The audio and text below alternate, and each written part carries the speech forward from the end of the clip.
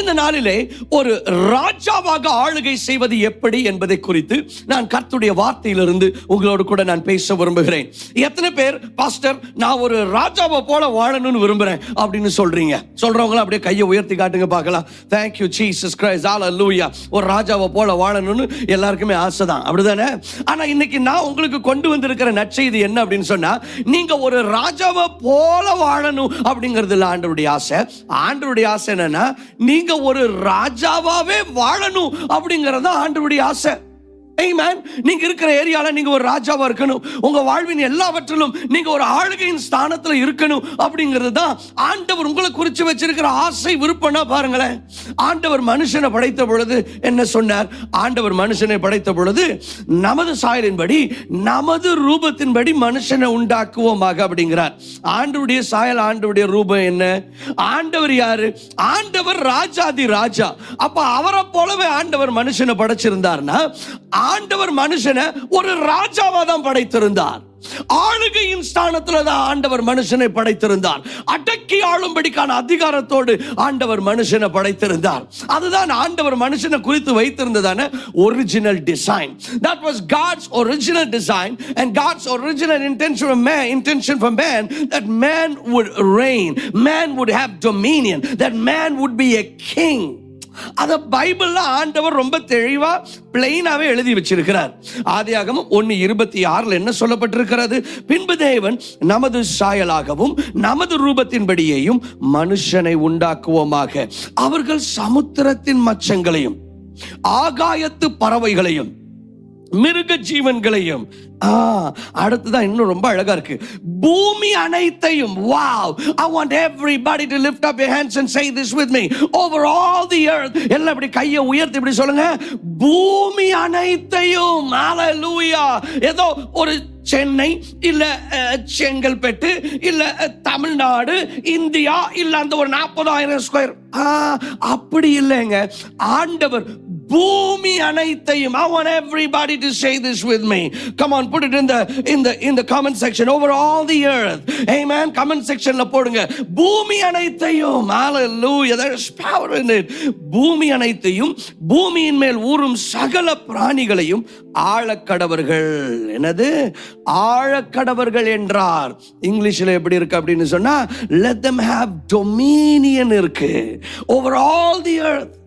Over all the earth let them have dominion. ஆண்டவர் மனுஷனை படைச்சு வானத்தையும் பூமியும் சிருஷ்டித்து மனுஷன் அங்க வச்சுட்டு ஆண்டவர், எப்பா மொத்த பூமிக்கும் நீதான்பா ராஜா அப்படின்னு சொல்லி ஆண்டவர் விட்டுட்டு போறாரு. என்னங்க செய்தி இது? வா, ஹalleluya.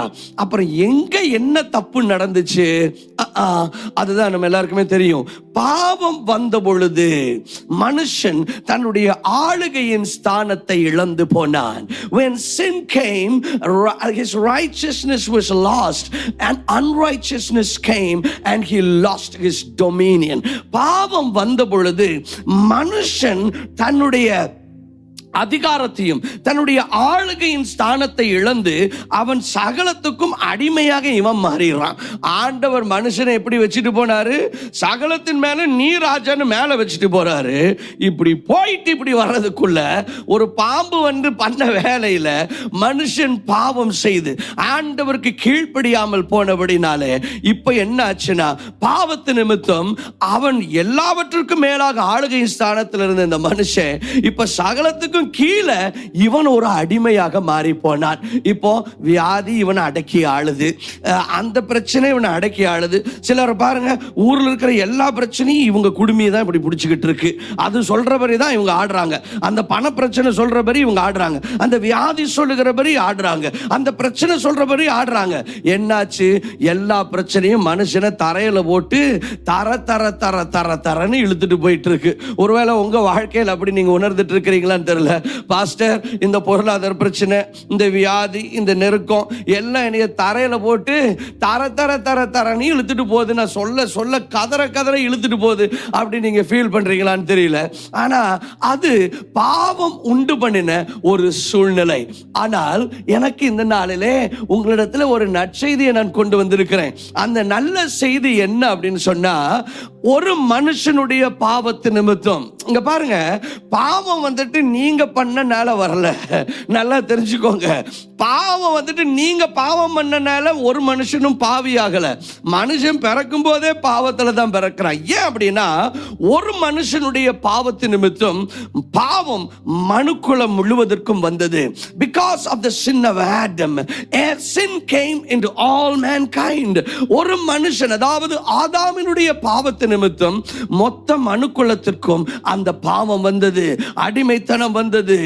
ஆனால் என்ன நல்ல செய்தினா, ஒரு மனுஷனுடைய கீழ்ப்படியாமையினால மரணமும் அந்த பாவமும் வந்தது போல ஒரு மனுஷனுடைய கீழ்ப்படிதலினாலே அதிகாரமும் ஜீவனும் வந்திருக்கிறது.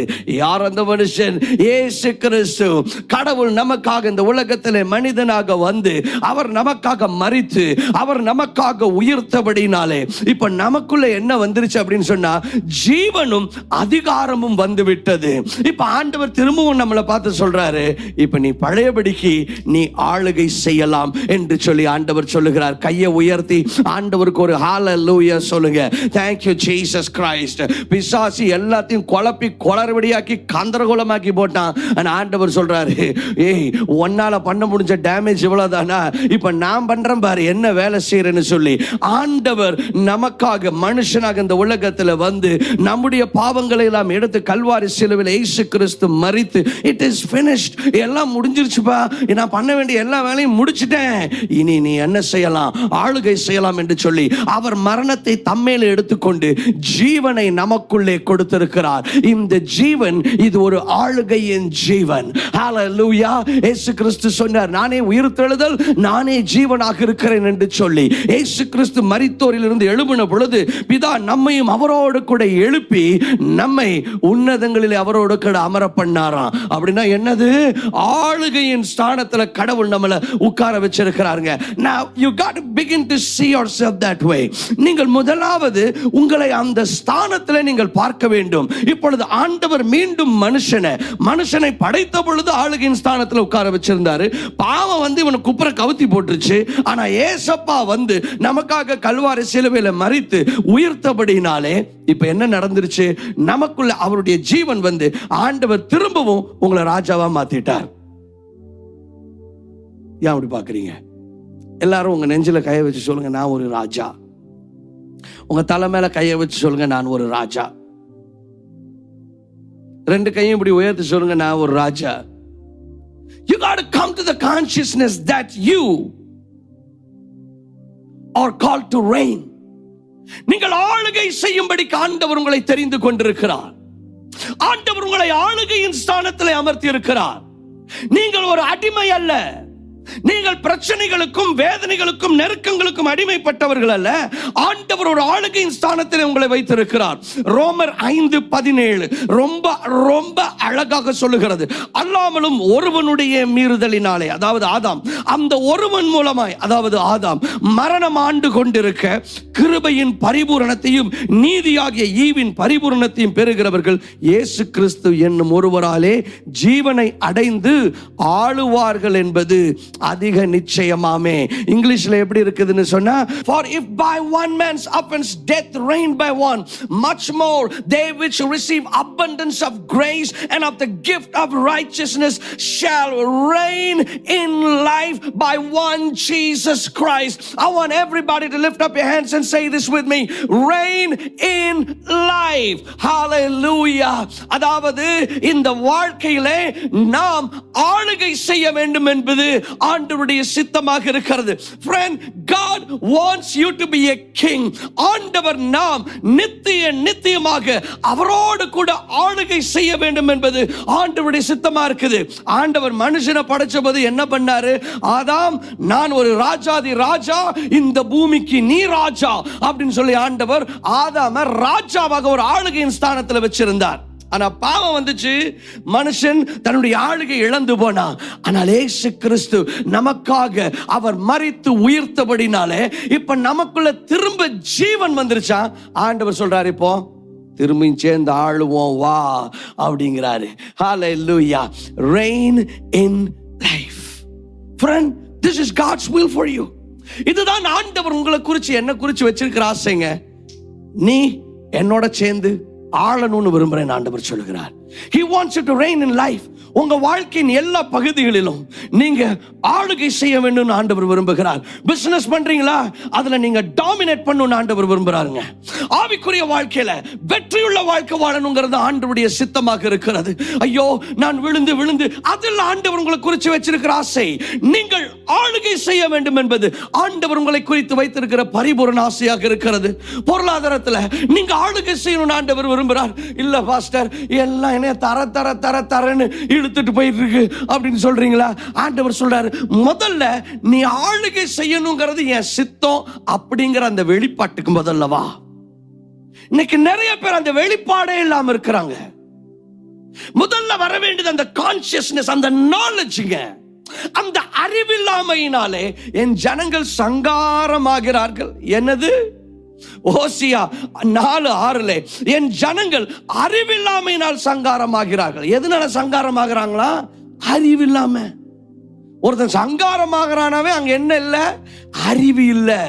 ஹல்லேலூயா. வாரம் எதுக்குங்க வசனத்திலிருந்து பேசிக்கிட்டு இருக்கிறோம்? வசனத்தின் வெளிப்பாடுகளை கொண்டு வந்து எக்ஸ்பிளனேஷன் கொடுக்கிறது என்னன்னு தெரியுமா? அறிவு வந்துருச்சுன்னா வெற்றி வந்துருங்க. அறிவில்லாமையினால் தான் ஜனங்கள் அழிந்து கொண்டிருக்கிறார்கள். My people are destroyed for lack of knowledge. My people. ஆண்டவர் சொல்றார், ஏன் ஜனங்கள்? ஐயா, ரட்சிக்கப்படாதவங்க இல்லைங்க.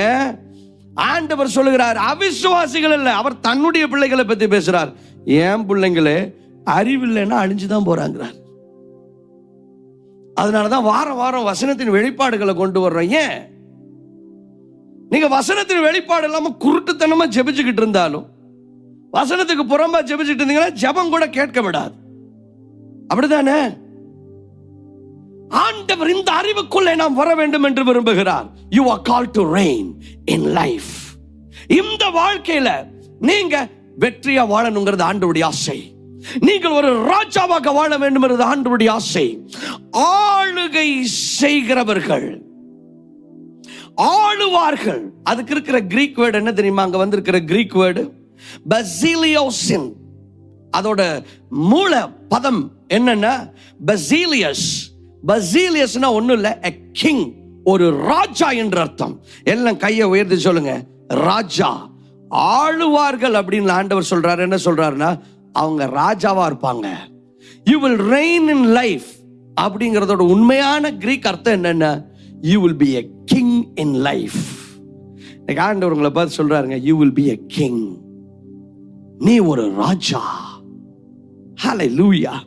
ஆளுவார்கள்னா அவர்கள் ராஜாவாக இருப்பார்கள். எதுலையுமே நீங்க வேலைக்கு போறீங்கன்னா அங்க நீங்க ராஜா மாதிரி இருக்கணுங்க. பொருளாதாரத்துல நீங்க ஒரு ராஜா மாதிரி வாழணுங்க. சூழ்நிலைகள் உங்களை அமுத்த கூடாதுங்க.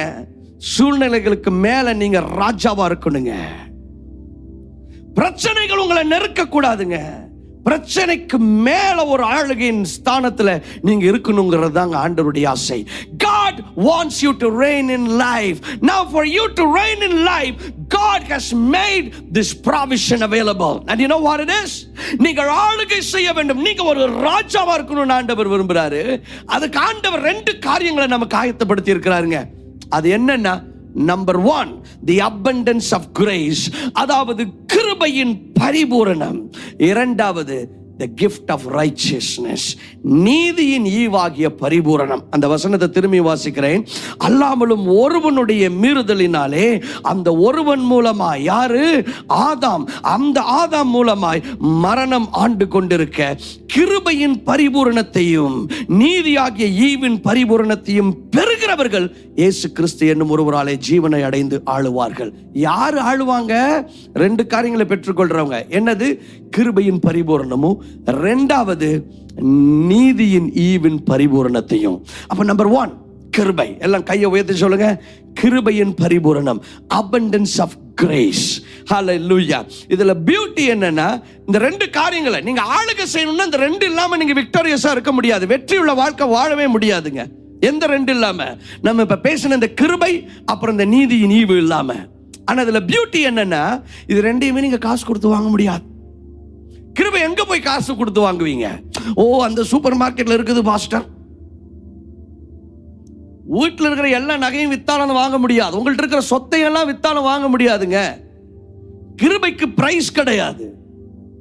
எங்கேயாவது ஆன்லைன்ல நீங்க புக் பண்ண முடியுமா? கிருபைய விலை கொடுத்து வாங்க முடியாது. அதனால ஆண்டவர் கிருபைய நான் உனக்கு ஃப்ரீ, நீ எங்க போனாலும் எவ்வளவு காசு செலவு பண்ணாலும் வாங்க முடியாது, அதனால நான் உனக்கு ஃப்ரீயாவே கொடுத்துறேன்னு சொல்லி ஆண்டவர் கிருபையை இலவசமா நமக்கு கொடுத்திருக்கிறார். But are you putting it to use? Because without grace one can never reign in life. அதிகாரம் என்பது மொத்த அண்ட சராசரத்திலும் அதிகாரம் ஒருவிடத்தில் தான் இருக்கிறது, நம்முடைய ராஜாதி ராஜாவினிடத்திலே. கர்த்தத்துவமானாலும் அதிகாரங்களானாலும் அது கர்த்தரிடத்திலும் தான் வருகிறது. அது எந்த ராஜாவா இருந்தாலும் மந்திரியா இருந்தாலுங்க, கடவுள் பார்த்து வச்சவங்க தாங்க ராஜாவா இருந்தாலும் மந்திரியாக இருந்தாலும். எந்த ஆளுகை எந்த அத்தாரிட்டியுமே கடவுள்கிட்ட இருந்து தான் வருது. ஏன்னா மொத்த அண்ட சராசரத்தின் அத்தாரிட்டியும் கடவுள் தாங்க. அவர்கிட்ட இருந்து தான் அத்தாரிட்டி எல்லாம் டெலிகேட் ஆகி வருது. அவர் தான் ராஜாதி ராஜா. அப்ப நீங்க ராஜாவா இருக்கணும்னா அவருடைய கிருபையை சார்ந்தா தான் நீங்க ராஜாவா இருக்க முடியும். நீங்கள் அவருடைய கிருபையை சார்ந்து கொண்டால் தான் நீங்கள் வெற்றியோடு வாழ முடியும், நீங்கள் ஆளுகையின் ஸ்தானத்தில் இருக்க முடியும். But are you relying on the grace of God in every area of your life?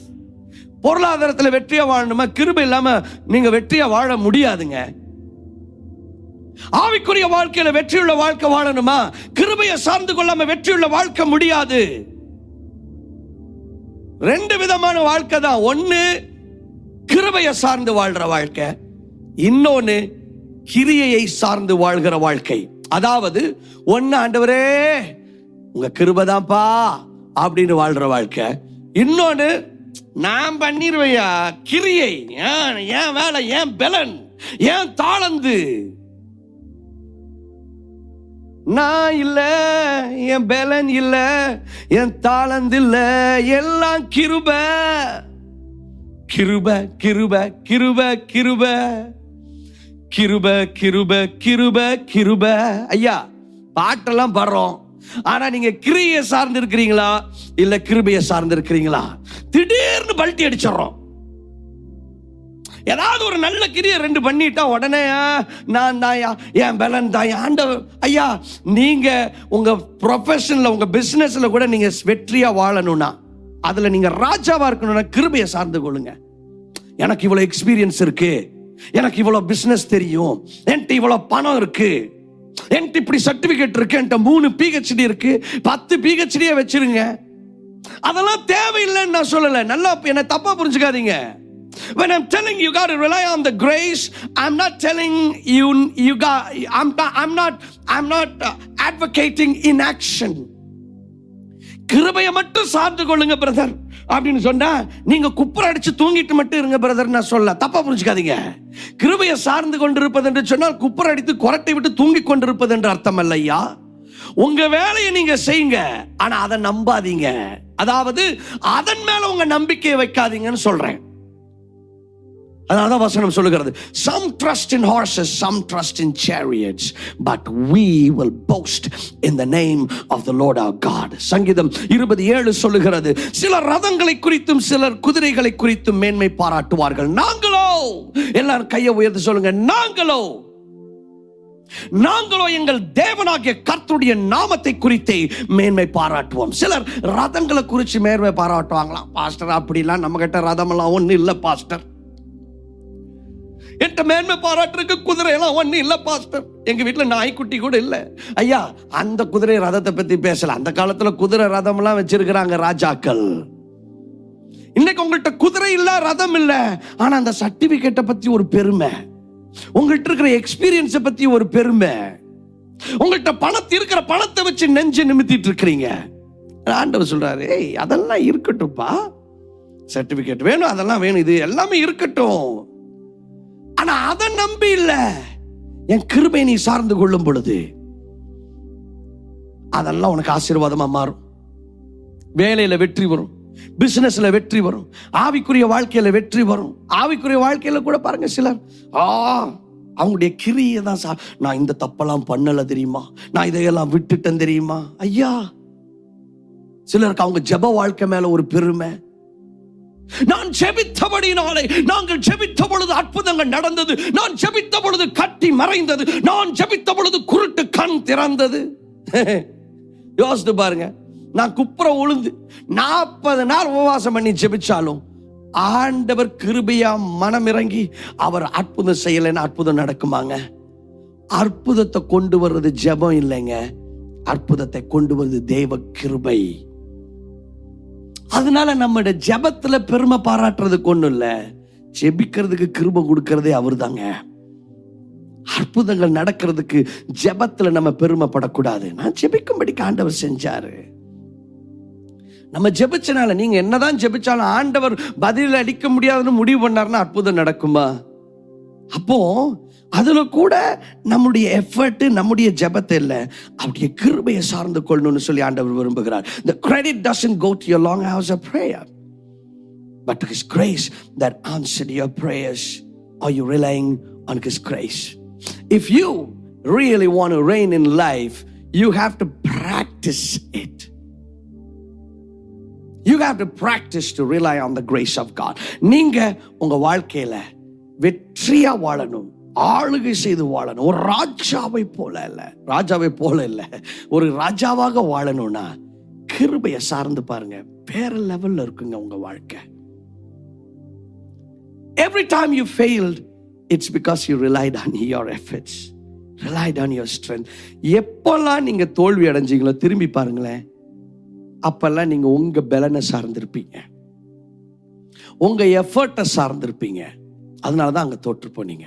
ஆனா என்னைக்கு கிருபையை சார்ந்தீங்களோ உங்களுக்கே தெரியுமா, என்ன நம்ம அவ்வளவு முயற்சியே எடுக்கல, பண்ணணும், ஆனா இப்படி வெற்றி வருது, இப்படி அக்னாலஜ்மெண்ட் வருது, இப்படி பிசினஸ் ஓகோன்னு நடக்குது. You will be surprised. Hallelujah. So number one, grace, அது free. அப்புறம் ரெண்டாவது, நீங்க வெற்றியா வாழணும்னா அவருடைய நீதி தேவை. நீதி இல்லாம வெற்றியா வாழ முடியாது. Without God's righteousness, you can never be a victor. So God decided, I'm going to give you my righteousness. நீதியும் விலை கொடுத்து வாங்க முடியாது. அதனால ஆண்டவர் என்ன பண்ணார்னா அதையும் இலவசமா கிஃப்டா கொடுத்துட்டாராம். அந்த ரோமர் அந்த 5:17 இன்னொரு தடவை தெளிவுக்காக வாசித்துருவோமே, அல்லாமலும் ஒருவனுடைய மீறுதலினாலே அந்த ஒருவன் மூலமாய் மரணம் ஆண்டு கொண்டிருக்க கிருபையின் பரிபூரணத்தையும் நீதியாகிய ஈவின் பரிபூரணத்தையும் பெறுகிறவர்கள் இயேசு கிறிஸ்து என்னும் ஒருவராலே ஜீவனை அடைந்து ஆளுவார்கள் என்பது அதிக நிச்சயமாமே. என்னது? நீதியாகிய ஈவின் பரிபூரணத்தையும், அதாவது the gift of righteousness. நீதியாகிய ஈவு ரொம்ப தெளிவா சொல்லப்பட்டது, gift of righteousness. giftனா என்ன? free, அப்படிதானே? it's called a gift for a reason. காசு கொடுத்து வாங்குனீங்கன்னா அது கிஃப்டே கிடையாது. உங்கள்கிட்ட வந்துட்டு உங்க பிறந்த நாளுக்கு நல்ல ஒரு தங்க செயினை கொண்டு வந்து நான் கொடுத்து, இந்தாப்பா வச்சுக்கோ, இது ஒரு 4.5 பவுன் இருக்கும், எப்படியும் ₹1,00,000 மேல இருக்கு, வச்சுக்கோ, இன்னைக்கு கிஃப்ட் தான் வச்சுக்கோ, ஆனா கொஞ்சம் கொஞ்சமா மாசமா ஒரு 10,000 கொடுத்தேன்னா கூட போதும் அடுத்த ஒரு 20 மாசத்துக்கு அப்படின்னா நீங்க என்ன யோசிப்பீங்க? ஹலோ, என்ன கிஃப்டா இல்ல இது என்ன பர்ச்சேஸா, யார்கிட்ட விளையாடுறீங்க அப்படிதானே கேட்பீங்க. கிஃப்ட்னாவே ஃப்ரீங்க. அப்போ நீதியின் ஈவ், நீதியின் கிஃப்ட்னா ஆண்டவர் உங்களுக்கு அதை ஃப்ரீயா கொடுத்துட்டார். ஏன்? அதை நீங்க காசு கொடுத்து வாங்க முடியாது, அதை ஃப்ரீயா கொடுத்துட்டார். இன்னைக்கு நிறைய பேர் அதை இவங்க கிரியனால அந்த நீதியை அப்படியே, நான் பொய் சொல்லாதனால, நான் ஒரு தப்பு பண்ணாதனால ஒரு நீதிமான், நான் வந்துட்டு திருடாதனால ஒரு நீதிமான். ஐயா, நீதிமானா நீங்க இருக்கிறது நீங்க செஞ்ச ஒரு காரியத்தினாலேயோ இல்லை நீங்க செய்யாத ஒரு காரியத்தினாலேயோ இல்லை. நீங்க நீதிமானா இருக்கிறது வந்துட்டு ஆண்டவர் உங்களுக்கு கொடுத்த gift. It's a righteousness is a gift from God. அதை நீங்க எந்த பண்ணியும் நீங்க மாற முடியாது. நீங்க வந்துட்டு நீங்க ஒரு காரியத்தை செஞ்சனால நீதிமானாவும் மாற முடியாது, செய்யாதனால நீங்க அநீதிமானாவும் மாற முடியாது. ஏன்னா அது ஆண்டவர் உங்களுக்கு கொடுத்துட்டார் நீதியை. நீங்க நீதி செய்வதனால நீதிமானா மாறவே முடியாதுங்க. அப்படி பார்த்தா இயேசு தேவையே இல்லையே, அவர் சிலுவையில மரித்திருக்க வேண்டிய அவசியமே இல்லையே. நீங்க என்ன செய்தாலுங்க நீங்க நீதிமானா மாறவே முடியாது. ஏன்னா நீதிங்கிறது அது ரொம்ப பிரஷியஸ், அது ரொம்ப விலையேற பெற்றது. ஆண்டவர் அவருடைய நீதி உங்களுக்கு கொடுத்துட்டார். அதுக்கப்புறம் சொல்றாரு, சரி இப்ப நான் என் நீதியை உனக்கு நான் கொடுத்துட்டேன், இப்ப நீதியை நீ செய்யுங்கிறார். ஏன்னா மனுஷனுடைய பொட்டன்ஷியல், மனுஷனுடைய கெப்பாசிட்டியில நீதி பண்ற கெப்பாசிட்டி கிடையாது பாவம் வந்ததுக்கு அப்புறம். அதனால ஆண்டவர் என்ன பண்ணிட்டாருன்னா அவர் தம்முடைய நீதியை கொடுத்துட்டு கிஃப்டா கொடுத்துட்டார். ஃபர்ஸ்ட் இந்த வச்சுக்கோ, இந்த ஃபர்ஸ்ட் நீ இந்த ஃபர்ஸ்ட் புடியுத. ஏன்னா ஒன்னால நீ எப்பயுமே பாவம் தான் பண்ணுவ. அதனால இந்த நீதி நீ ஃபர்ஸ்ட் வச்சுக்கோ. இது உனக்கு வந்துருச்சுன்னா இனி நீ நீதி தான் பண்ணுன்னு சொல்றார். அதனாலதான் அப்போஸ்தலனாகிய யோவான் சொல்லுகிறார், he who practices righteousness is righteous. 1 யோவான் 3:7 நீதி செய்கிறவன் அவர் நீதியுள்ளவராய் இருக்கிறது போல தானும் நீதியுள்ளவனாய் இருக்கிறான். யாரு? நீதி செய்கிறவன் அவரை போல நீதி உள்ளவரா இருக்கிறானா. இப்ப இதை நிறைய பேர் தப்பா புரிஞ்சுக்கிறாங்க. பாஸ்டர் கரெக்ட் தானே, நீதி செய்கிறவன் தான் நீதி உள்ளவனா இருக்கிறான். இல்லைங்க, நீதி செய்யற கெப்பாசிட்டி உங்களுக்கு இல்லைங்கிறனாலதான் அவருடைய நீதி அவர் உங்களுக்கு கொடுத்துட்டாரு. கொடுத்துட்டு இப்ப சொல்றாரு, இப்போ என் நீதியை நான் உனக்கு கொடுத்துட்டேன், அதனால இப்ப நீதியை செய். அதாவது நீங்க நீதி செய்யறனால நீதிமான் இல்ல, அவருடைய நீதி உங்களுக்கு வந்தனால நீங்க நீதிமான்கிறனால நீங்க நீதியை செய்யுங்கன்னு ஆண்டவர் சொல்றார். நான் ஏற்கனவே உங்களுக்கு தெளிவா எக்ஸ்பிளைன் பண்ணியிருக்கேன். ஒரு டாக்டர் அவர் மருத்துவம் செய்வதனால் அவர் மருத்துவர் அல்ல, அவர் மருந்து கொடுக்கறனால அவர் மருத்துவர் அல்ல, அவர் மருத்துவர் என்பதால் மருந்து கொடுக்கிறார். எப்படி சொல்றீங்க? மருந்து கொடுக்கறவங்க எல்லாம் டாக்டர்னா அப்ப நம்ம ஊர்ல எல்லாருமே டாக்டர் தான், அப்படிதானே? உங்கள்கிட்ட வந்துட்டு யாராவது தொண்டை கரக்கர அப்படின்னு இருக்கு அப்படின்னா என்ன பண்ணுவீங்க? டாக்டர்கிட்ட போனான்னு சொல்லுவீங்க, உடனே கஷாயம் போட்டு குடிக்க வேண்டியதானே, நீங்க டாக்டரா? ஆஃபீஸில் என் கூட வேலை செய்கிற கிள்ளைக்கு வந்துட்டு கஷாயம் போட்டு குடிக்க சொன்னார். கஷாயம் போட்டு குடிச்சா அப்புறம் தொண்டை கரகரப்பெல்லாம் போயிடுச்சு. அதனால இனிமேல் அவர் வெறும் சதீஷ் என்று அழைக்கப்படாமல் டாக்டர் சதீஷ் என்று அழைக்கப்படுவார் அப்படின்னு டாக்டர் ஆனார் அவர். இல்லை, மருந்து கொடுக்கறனால எல்லாம் டாக்டர் ஆனால் நம்ம ஊரில் எல்லாருமே டாக்டர் தாங்க. அதுவும் அம்மாவாக இருந்தால் 100% டாக்டர் தான். எத்தனை வைத்தியத்தை பார்த்துருக்கு? ஆயுர்வேதம், சித்தா, நாட்டு வைத்தியம், வீட்டு வைத்தியம், காட்டு வைத்தியம். மருந்து கொடுப்பவர் எல்லாம் மருத்துவர் அல்ல, அவர் மருத்துவர் என்பதால் மருந்து கொடுக்கிறார். அதே போல நாம் நீதி செய்வதனால் நீதிமான் அல்ல, நாம் நீதிமான் என்பதால் நீதி செய்கிறோம். இந்த நீதி நமக்கு இலவசமாக கொடுக்கப்பட்டது. You cannot earn it, it's free. அப்போ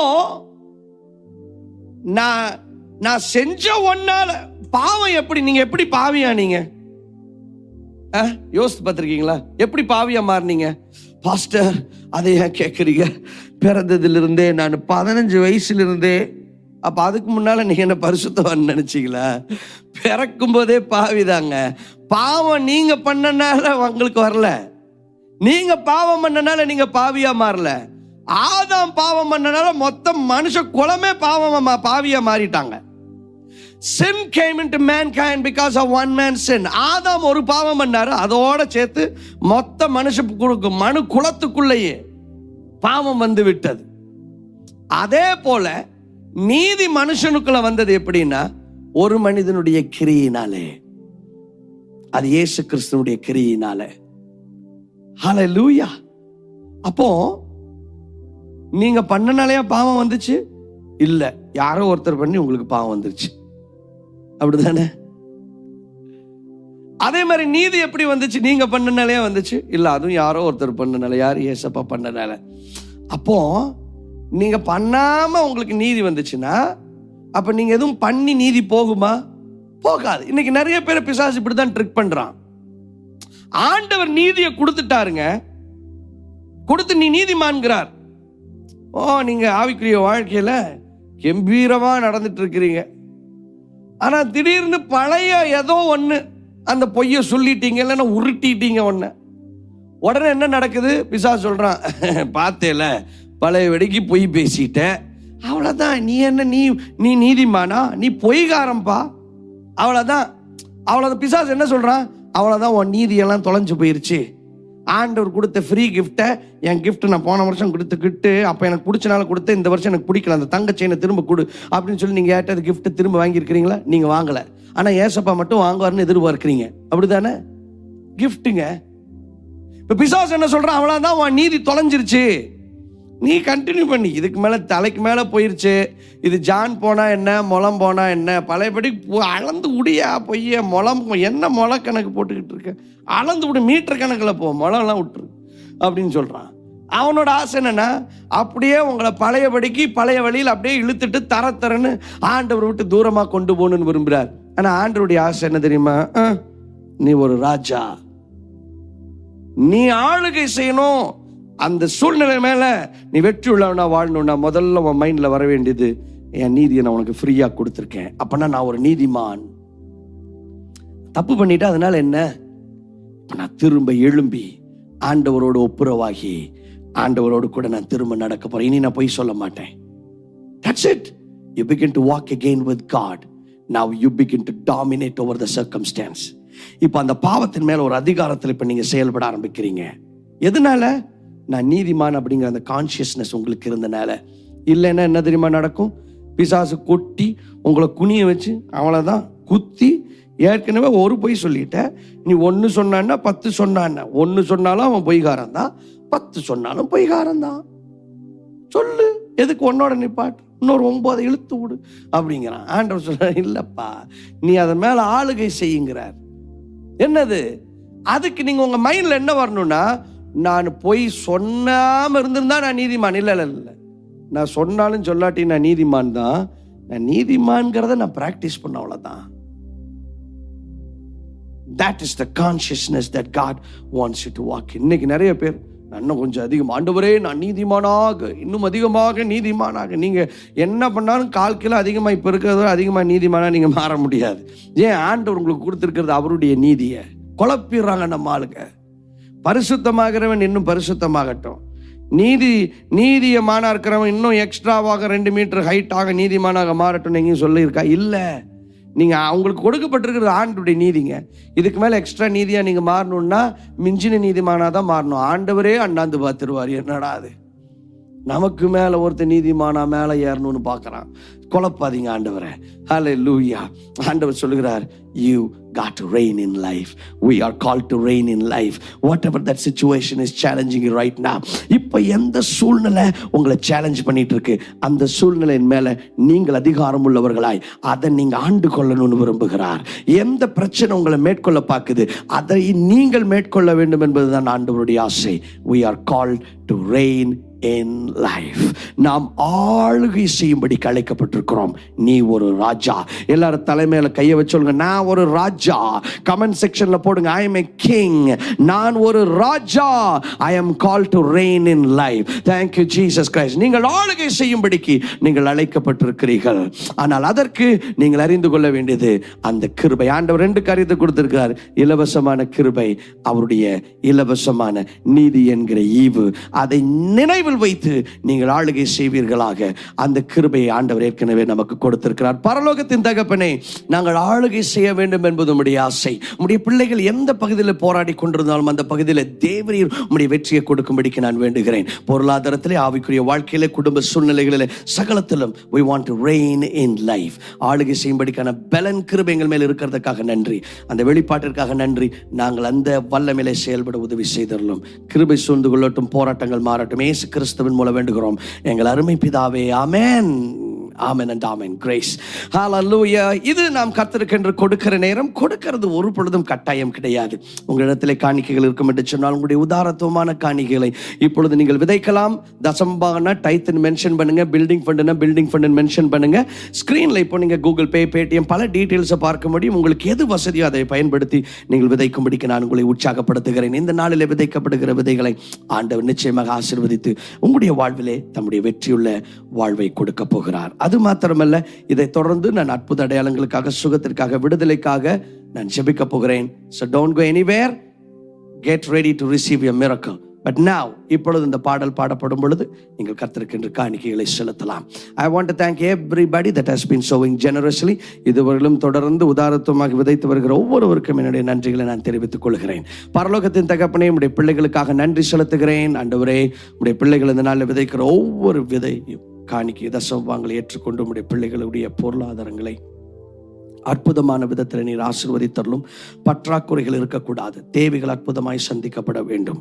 உம்முடைய கிருபை, உம்முடைய காருண்யம் உம்முடைய பிள்ளைகளை சூழ்ந்து கொண்டு பொருளாதாரங்களை விசேஷமாக ஆசீர்வதிக்கும்படிக்கு நான் வேண்டுகிறேன். We want to rule and have dominion in the finances.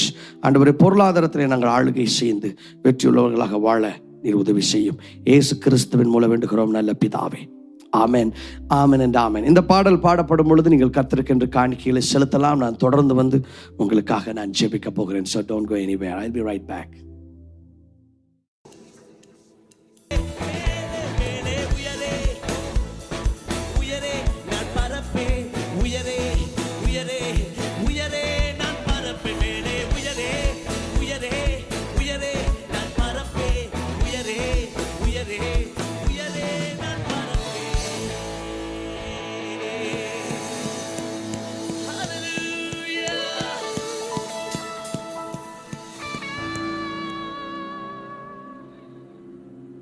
ஹல்லேலூயா. இந்த நாளிலே, இந்த நேரத்திலே பாரத்தோடு, தியாகத்தோடு, உதாரத்துவத்தோடு விதைத்த உங்கள் ஒவ்வொருவரையும் ஏசப்பா ஆசீர்வதிப்பார். நிச்சயமான பிரதிபலன்களை, நிச்சயமான ஆசீர்வாதங்களை உங்களுடைய வாழ்வுகள் எதிர்பாருங்கள். அப்பா இயேசு கிறிஸ்து ஒரு விதத்திலும் உங்களை குறைவுபடுத்தாமல் உங்களை ஆசீர்வதிக்க போகிறார். ஹல்லேலூயா. Thank you very much. இந்த ஊழியத்தில், இந்த தரிசனத்தில் நீங்கள் பங்காக இருக்கிறதற்காக உங்களுக்காக ஏசப்பாவுக்கு நான் நன்றி உள்ளவனாக இருக்கிறேன். உங்களுக்கும் என்னுடைய நன்றிகளை நான் தெரிவித்துக் கொள்கிறேன். ஏசப்பா உங்களை ஆசீர்வதிப்பாராக. இப்பொழுதும் நான் அற்புதத்திற்காக, சுகத்திற்காக, விடுதலைக்காக நான் ஜெபிக்க போகிறேன். ஆனால் அதற்கு முன்பாக நாம் எப்பொழுதும் போல ஒரு சாட்சியை நம்ம பார்க்க போகிறோம். பார்த்த பிறகு நான் உங்களுடைய அற்புதங்களுக்காக, உங்களுடைய சுகத்திற்காக, விடுதலைக்காக நான் ஜெபிக்க போகிறேன். Hallelujah. So get ready to receive your miracle. இந்த சாட்சியை பார்க்கும் பொழுது நீங்க ஜெர்சனை நினைக்காதீங்க, ஏசப்பாவை நினைங்க. உங்களுடைய அற்புதத்துக்கு உங்களுடைய இருதயங்களை ஆயத்தப்படுத்துங்கள். My name is Nathaniel, and there used to be like rashes on my leg. How do you know? Did you check? Yeah, there's always like a couple, like 2 weeks ago, some rashes started appearing on my leg, like how my finger has eczema. There's some rashes that started appearing. Okay, and when after praying, I went to the bathroom. I checked. I was going to the bathroom, and as I saw, there was no more like rashes. Like it was only like 1 or 2 left. Oh, so when you left your house to come here, Yes. did you see them rashes right there? Yeah. It was there. Yeah. But now you went to the restroom and checked yourself, and there Yes. was no rashes anymore. Yes. He was too quick, I tell you. Come on, put your hands and bless the name of Jesus. Hallelujah. He wanted to make sure this preacher is not bluffing. Let me better go to the restroom and check if this is real. But the rashes are gone. It's not there anymore. Put your hands and bless the name of Jesus. Hallelujah. So, you believe it's gone? Yeah, he said, yeah, kids can't lie, I tell you. Kids are the best people. They will be just very frank. If it is there, they would say it's right on the face. If it is not there, they are very bold about it. Praise the Lord. We thank God for you, Nathaniel. May God bless you. Thank you, and remain. Father, in the name of Jesus, this demon will not return anymore. This whatever rash it is, I declare him healed forever in the name of Jesus. And as we speak, come on everybody, say with me, we declare him healed permanently in the name of Jesus. Amen, amen and amen. Come on, put your hands and bless his name. Hallelujah. So I've been having this ringing in my ears. It's called tinnitus. I actually had 2 prayer points. One is the ringing in my ears, and I've been having a pain in my knees. I don't. Right now you don't have. I don't have. How long you were having this pain for? It started 2 weeks ago. Uh-huh. I've been having constant pain. While you came for the prayer, you had it still? Yes. Yeah. Yeah? And it's not there anymore. Not in my left ear. Yes. Yes, it's gone. It's gone. Hallelujah. Put your hands and bless his name. And now with your ears. The left ears, since I feel calmness now. You don't have the sound anymore. Yes. I feel the calmness. How long did you have that ringing for? Almost 2 years. 2 years you've been having this. Was it diagnosed and you have something like that? I went to the doctor last year, and I went to make sure that my hearing is not impacted. But since then, I have been having the ringing, but now I feel a calmness in my ears. Hallelujah. Put your hands and bless the name of Jesus. So God has healed 2 years of tinnitus, and That is Jesus. That's for Justin. Now clap for Jesus. Clap for Jesus. You can do it better. Hallelujah. Thank you, Spirit of God. We give you all glory. Thank you very much. Praise the Lord. What's your name, please? Anand. Anand. Thank you very much. Hallelujah. Thank you, Spirit of God. ஹalleluya. கைகளை தட்டி இயேசு கிறிஸ்துவின் நாமத்தை நாம் மகிமைப்படுத்துவோம். அப்பா இயேசு கிறிஸ்து அற்புதங்களை நடப்பிக்கிறவராக இருக்கிறார். இன்றைக்கு நீங்கள் என்ன வியாதியோடு இருந்தாலும் இயேசுப்பா உங்களை சுகமாக்க வல்லமையுள்ளவராக இருக்கிறார். இந்த குட்டி தம்பியை பாருங்களேன். அவர் வந்துட்டு சார்லட் நார்த் கரோலினால நடந்த நம்முடைய கூட்டத்துக்கு வந்திருந்தார். நம்ம அற்புதத்திற்காக, சுகத்திற்காக, விடுதலைக்காக நான் ஜெபித்துக் கொண்டிருந்தேன். ஜெபம் முடிஞ்சதும் அவருக்கு வந்துட்டு எக்ஸிமா என்று சொல்லப்படுகிறதான ஒரு தோல் வியாதி பிளஸ் ரேஷஸும் அவருடைய தோலில் இருந்திருக்கிறது. அவரு ஜெபம் நடந்து கொண்டிருந்த பொழுது நான் போய் வந்துட்டு எல்லாம் போய் அங்க போய் இங்க போய் செக் பண்ணுங்கன்னா சொல்ல, யூசுவலா ஜெபிக்கும் பொழுது உங்களுடைய சரீரங்களை தொட்டு பாருங்கன்னு நான் சொல்லுவேன். இந்த குட்டி தம்பி வேகமா ரெஸ்ட் ரூமுக்கு போய் டாய்லெட்ல போய் அவருக்கு அங்க உள்ள இருந்த அந்த தோல் பிரச்சனை எல்லாம் போயிருச்சான்னு பார்த்துட்டு வெரிஃபை பண்ணிட்டு ஓடி வந்து அவர் வந்துட்டு கையை தூக்கி சாட்சிய மேடையில வந்து சொல்லி இயேசு கிறிஸ்துவின் நாமத்தை மகிமைப்படுத்தினார். பாருங்களேன், சில சமயம் பெரியவங்கள்ட்ட சொல்லும் பொழுது அவங்க யோசிக்கிறாங்க, இதனாலதான் ஆண்டவர் குழந்தைகளை நேசிக்கிறார். எவ்வளவு யதார்த்தமாக அவர் விசுவாசித்து அவருடைய அற்புதத்தை பெற்றுக் கொண்டிருக்கிறார் பாருங்களேன். ஹல்லேலூயா. அவர் வந்துட்டு அந்த தோல்வியாதியோடு வந்திருந்தார். ஆனா ஏசப்பா அந்த தம்பியை சுகமாக்கினார்.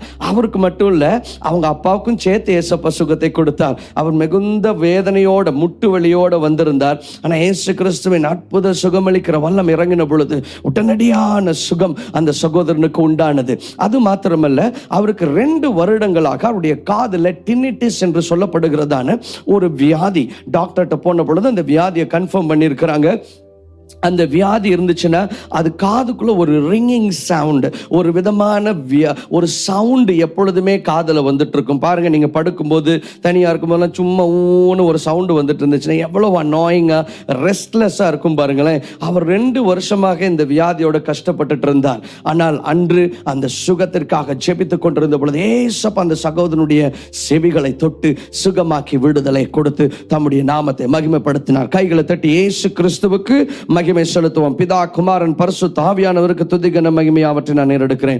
கர்த்தர் நல்லவர். பிதா, குமாரன், பரிசுத்த ஆவியானவருக்கு எல்லா துதி கன மகிமை அவற்றை நான் ஏறெடுக்கிறேன். பிதா, குமாரன், பரிசுத்த ஆவியானவருக்கு எல்லா துதி கன மகிமை அவற்றை நான் ஏறெடுக்கிறேன். பிதா, குமாரன், பரிசுத்த ஆவியானவருக்கு எல்லா துதி கன மகிமை அவற்றை நான் ஏறெடுக்கிறேன். பிதா, குமாரன், பரிசுத்த ஆவியானவருக்கு எல்லா துதி கன மகிமை அவற்றை நான் ஏறெடுக்கிறேன். பிதா, குமாரன், பரிசுத்த ஆவியானவருக்கு எல்லா துதி கன மகிமை அவற்றை நான் ஏறெடுக்கிறேன். உம்முடைய பரிசுத்த நாம மகிமைப்படட்டும் தகப்பனே. ஹல்லேலூயா. இன்றைக்கு ஏசப்பா உங்களுக்கு ஒரு அற்புதத்தை நடப்பிக்க போகிறார். நீங்கள் விசுவாசிப்பீர்கள் என்று சொன்னால் உங்களுடைய அற்புதங்களை நீங்கள் பெற்றுக்கொள்ள போகிறீர்கள். அதற்கு முன்பாக நீங்கள் அற்புதங்களை பெற்றுக்கொள்வது, ஏசப்பா உங்களுக்கு அற்புதத்தை செய்வது தம்முடைய நாம மகிமைக்கு என்று செய்கிறார். எனவே நீங்கள் அற்புதங்களை பெற்றுக்கொள்ளும் பொழுது அது உங்களோட நீங்க வச்சுக்க கூடாது. எத்தனை பேருக்கு சொல்ல முடியுமோ சொல்லி இயேசு கிறிஸ்துவின் நாமத்தை மகிமைப்படுத்துங்க. நம்பர் 1, அதுதான் முதலாவது அஜெண்டாங்க. இல்லாட்டி ஆண்டவர் அற்புதத்தை பண்ண நீங்க உங்களுக்குள்ளேயே முழுங்கிட்டீங்கன்னா யாருக்கு ஆண்டவருக்கு எப்படி மகிமை உண்டாகும்? அதனால மற்றவங்கள்ட்ட சொல்லி வைக்கப்படாம இயேசு கிறிஸ்துவின் நாமத்தை மகிமைப்படுத்துங்க. 2வது, உங்களுடைய சாட்சிகளை எங்களுக்கு அனுப்பி வைங்க. ஏன்னா இந்த சாட்சிகள் மற்றவங்களுடைய வாழ்வுகளில் விசுவாசத்தை தூண்டும், அவங்க வாழ்வுகளில் அற்புதங்களை கொண்டு வரும். எனவே நீங்கள் என்ன செய்ய போறீங்க அப்படின்னு சொன்னா, உங்களுடைய அற்புதங்களின் சாட்சிகளை மற்றவர்களோடு நீங்கள் பகிர்ந்து கொள்ள வேண்டும் என்று சொல்லி நான் விரும்புகிறேன். உங்களுடைய சாட்சிகளை எங்களுக்கு அனுப்பி வைங்க. நீங்கள் அனுப்பி வைக்கும் பொழுது நீங்க உங்க போன்லயே வீடியோவை ரெக்கார்ட் பண்ணி அனுப்பலாம். இல்லைன்னா வாட்ஸ்அப்ல, இமெயில டீடைல்டா அந்த சாட்சியை நீங்க அனுப்பி வைக்கலாம். நீங்க அனுப்பும் பொழுது நான் சொல்லுகிறதான இந்த 6 தகவல்களையும் மறக்காம இன்க்ளூட் பண்ணுங்க. முதலாவது உங்களுடைய பெயர், யுவர் நேம். 2வது உங்களுடைய பிக்சர், உங்களுடைய புகைப்படத்தை இன்க்ளூட் பண்ணுங்க. 3வதாக உங்களுக்கு இருந்த வியாதியினுடைய பெயர். வியாதிக்கு ஏதாவது ஒரு பெயர் கொடுத்துருப்பாங்களே, அந்த வியாதியோட பெயர் என்ன. 4வதா எவ்வளவு நாளா இருந்துச்சு, எத்தனை மாசமா இல்லை எத்தனை வருஷமாக இருந்தது. 5வதாக இப்பொழுது நான் ஜெபிக்கும் பொழுது ஏசப்பா என்ன செய்தார். சிலருக்கு ஏதோ அக்கினி இறங்கணும் போல இருந்திருக்கும், சிலருக்கு யாரோ தொட்ட மாதிரி இருந்திருக்கும், இல்லை சிலருக்கு எதுவுமே ஃபீல் பண்ணாம கூட இருந்திருக்கலாம். ஆனால் ஏசப்பா உங்களை சுகமாக்க போகிறார். 6வதாக உங்கள்கிட்ட medical reports, blood test reports, scan ரிப்போர்ட்ஸ்லாம் இருக்குன்னா அதையும் மறக்காம எங்களுக்கு அனுப்பி வைங்க. That's very very important. Okay, so God bless you. இயேசு கிறிஸ்துவின் நன்மை, இயேசு கிறிஸ்துவின் ஆசீர்வாதங்கள் உங்களுடைய வாழ்வுகள் இருக்கட்டும். அப்படியே உங்களுடைய 2 கைகளை ஏசப்பாவுக்கு நேராக உயர்த்தி இயேசுவேன்னு சொல்லுவீங்களா? Come on everybody, I want you to lift up your voices and cry out the name of Jesus Christ. இயேசுவே, இயேசுவே, இயேசுவே, இயேசுவே, இயேசுவே, இயேசுவே, இயேசுவே, இயேசுவே, இயேசுவே, இயேசுவே, இயேசுவே, இயேசுவே, உம்முடைய நாமத்தை நாங்கள் மகிமைப்படுத்துகிறோம். ஏசப்பா, இந்த நாளிலே உம்முடைய பிள்ளைகளை நீர் ஏற்கனவே சுகமாக்கி விட்டதற்காக நன்றி செலுத்துகிறேன்.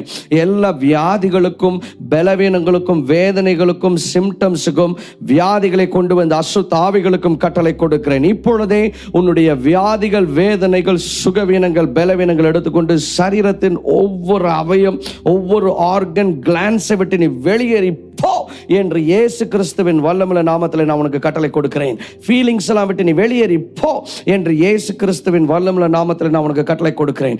இப்பொழுது என் ராஜா இயேசு கிறிஸ்துவின் அக்கினி உம்முடைய பிள்ளைகளுடைய சரீரங்களை இறங்கட்டும். மெரபௌசானா கதுவா லெபோனா தோண்டரிக தோண்டரிக தோண்டரிக ஷந்தோண்டரிக.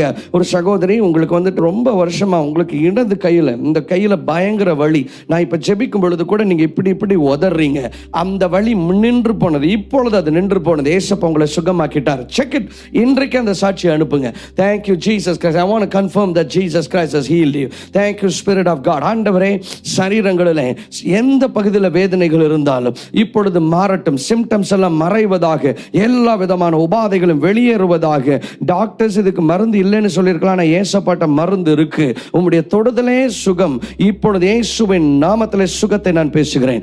அற்புதம் நடந்து விட்டதற்காக நன்றி. பொருளாதார நெருக்கடியில் இருக்கிறவர்களுக்கு பொருளாதார நெருக்கடிகள் மாறட்டும். அஷ்ணுமா எந்தரி டோமா டேரோ டேரோ டேரோ மனாசோகோ மராட்டியா லெம்தரன மௌந்தரா சக்தரன மௌட்டான் யந்தரன் ரோகோ பிரகினியா. சிந்தியின் குளறுபடிகளை ஏசப்பா மாற்றுகிறார். ஹல்லேலூயா. மிகுந்த குழப்பத்தில் இருக்கிறாய் சகோதரி, மிகுந்த குழப்பத்தின் மத்தியில் நீ பார்த்து கொண்டிருக்கிறாய். உங்க வீட்டில் கல்யாணத்துக்கு மாப்பிள்ளை எல்லாம் பார்த்துட்டு இருக்கிறாங்க. என்ன டெசிஷன் எடுக்கிறதுனே தெரியாம ஒரு தெளிவில்லாத சூழ்நிலையில் இருந்து கொண்டிருக்கிறாய். இயேசு கிறிஸ்துவின் வெளிச்சம் உடைய சிந்தையில வருகிறது. ஆண்டவர் அநேகருக்கு இந்த நாளிலே சிந்தையிலே தெளிவை உண்டு பண்ணி கொண்டிருக்கிறார். Receive it in the name of Jesus Christ. இயேசு கிறிஸ்துவின் வல்லமை, இயேசு கிறிஸ்துவின் அற்புதம் ஆண்டவர் நம்முடைய பிள்ளைகளுடைய சரீரங்களும் வாழ்வுகளும் உண்டாகட்டும். உம்முடைய பரிசுத்த நாமத்தை நீர் மகிமைப்படுத்தும். இயேசு கிறிஸ்துவின் மூலம் வேண்டுகிறேன் நல்ல பிதாவே. ஆமென், ஆமென் அண்ட் ஆமென். உங்களுடைய சரீரங்களை தொட்டு பாருங்க. இயேசப்பா உங்களை சுகமாக்கி இருக்கிறார். நான் சொன்னது போல உங்களுடைய அற்புதங்களின் சாட்சிகளை எங்களுக்கு அனுப்புவீங்க. இயேசு கிறிஸ்துவின் நாமம் மகிமைப்படுவதாக. ஹல்லேலூயா.